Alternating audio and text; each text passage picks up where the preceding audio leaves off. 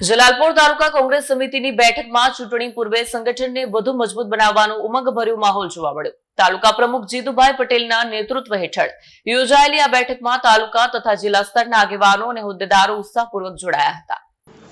જલાલપોર તાલુકા કોંગ્રેસ સમિતિની બેઠકમાં ચૂંટણી પૂર્વે સંગઠનને વધુ મજબૂત બનાવવાનો ઉમંગભર્યો માહોલ જોવા મળ્યો। તાલુકા પ્રમુખ જીતુભાઈ પટેલના નેતૃત્વ હેઠળ યોજાયેલી આ બેઠકમાં તાલુકા તથા જિલ્લા સ્તરના આગેવાનો અને હોદ્દેદારો ઉત્સાહપૂર્વક જોડાયા હતા। જિલ્લા નિરીક્ષક ધનસુખભાઈ રાજપૂતની હાજરીએ બેઠકને વધુ દિશામૂલક બનાવી, જ્યાં ચૂંટણીની વ્યૂહરચના સાથે સંગઠન શક્તિ વધારવા પર ખાસ ભાર મુકાયો। બેઠકમાં બૂથ સ્તરે કાર્યક્ષમતા વધારવી, કાર્યકર્તાઓ વચ્ચે સંકલન મજબૂત કરવું અને મતદારો સુધી પક્ષની નીતિઓ અસરકારક રીતે પહોંચે તે માટે જીવંત ચર્ચાઓ થઈ। કાર્યકર્તાઓમાં નવી ઉર્જા અને જવાબદારીની લાગણી જાગૃત થઈ અને સૌએ મળીને આવનારી ચૂંટણીમાં સકારાત્મક પરિણામ મેળવવાનો સંકલ્પ વ્યક્ત કર્યો। હજુ તાલુકા અને જિલ્લા સ્તરે ઉમેદવારોની જાહેરાત બાકી હોવા છતાં સંગઠન એકતા અને તૈયારીમાં આગળ વધી રહ્યું છે, જે આવનારી ચૂંટણી માટે મજબૂત પાયો પુરવાર થશે। વેસમાં જિલ્લા પંચાયત અને 4 તાલુકા પંચાયતના ઉમેદવારોના સેન્સ પ્રક્રિયા પણ હાથ ધરવામાં આવી હતી।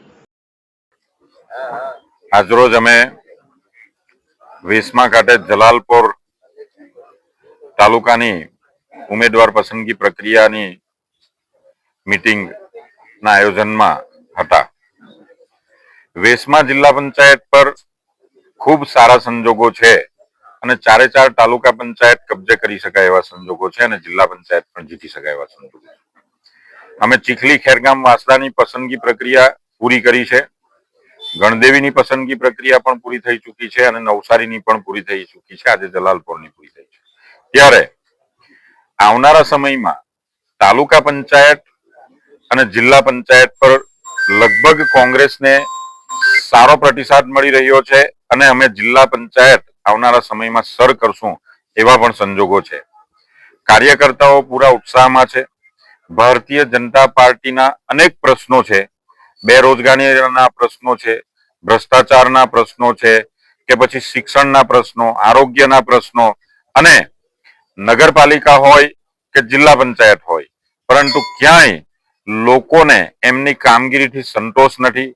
ટકાવારીની કામગીરીઓ કરી રહ્યા છે, જ્યાં હોય ત્યાં 10%, 20% કમિશનોનો ધંધો, રાજકારણને એક ધંધો બનાવી દીધો છે અને ભ્રષ્ટાચારને એક સિસ્ટમમાં લાવી દીધું છે। ત્યારે આ ઇલેક્શન એ પરિવર્તનનું ઇલેક્શન છે। આવનારો સમય પરિવર્તનનો સમય છે અને દરેક લોકો પરેશાન છે। અત્યારે ફક્ત ને ફક્ત ભારતીય જનતા પાર્ટીની સત્તાને ઉખાડી ફેંકવાના નિર્ધાર સાથે આ વખતે અમે મજબૂતાઈથી ઇલેક્શન લડશું અને જિલ્લા પંચાયત, તાલુકા પંચાયતો અમે કબજે કરીશું। વિડીયો જર્નાલિસ્ટ ઇરફાન સૈયદ સાથે સત્યા ટીવી ન્યૂઝ નવસારી।